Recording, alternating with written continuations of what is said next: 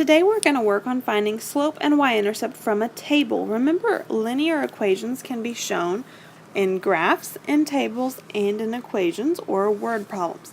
Today we're going to focus just on a table of values. So we're looking for slope and y-intercept from a table.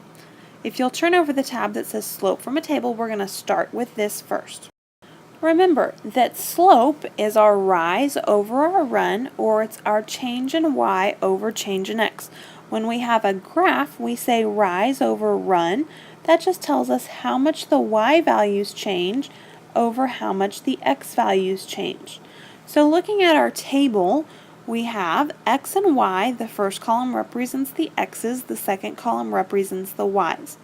So in our x values, we have 9, 3, -3, and -9. In our y values, we have 2, -2, -6, and -10. For our x values, actually let's start with our y values. For our y values, we're going to draw a line. To get from 2 to -2, we would have to subtract 4.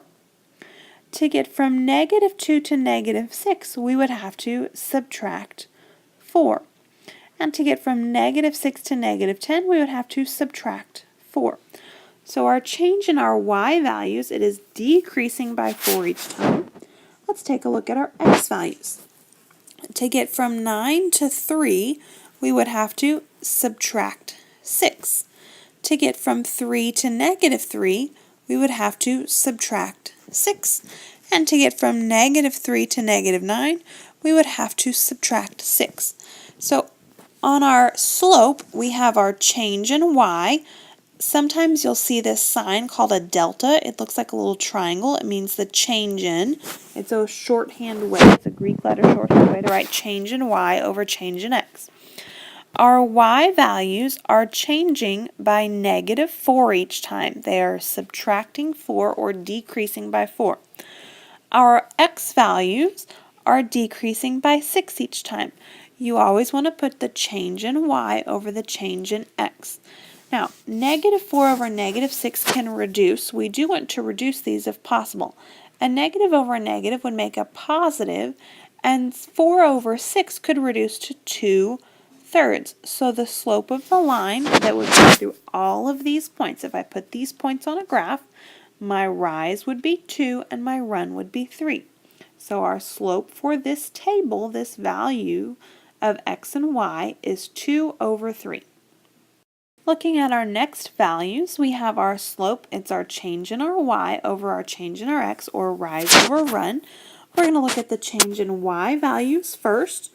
From -4 to -1, we would have to add 3, or go up +3. From -1 to 2, we would have to add 3. And from 2 to 5, we would have to add 3. So our change in our y values is a +3 each time.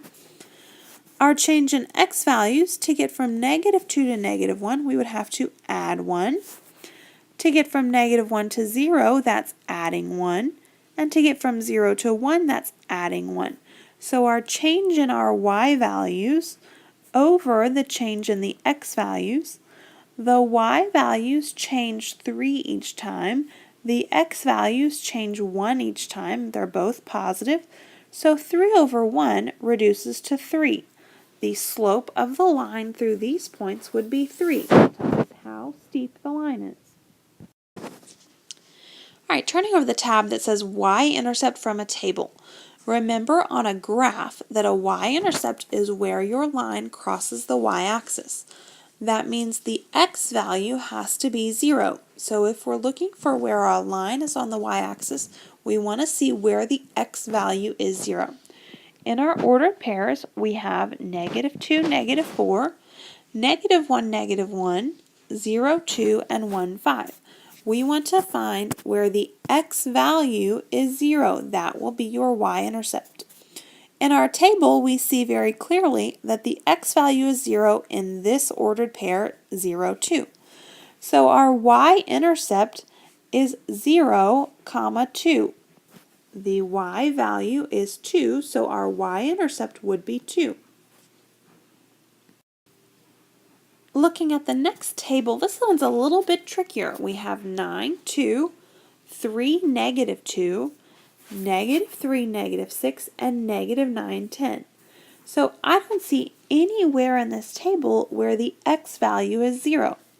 We're going to have to do some work to figure this out.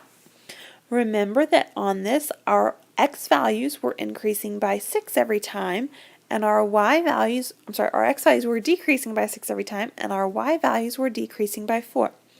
I can tell from this table that we have 9, 3, -3, -9.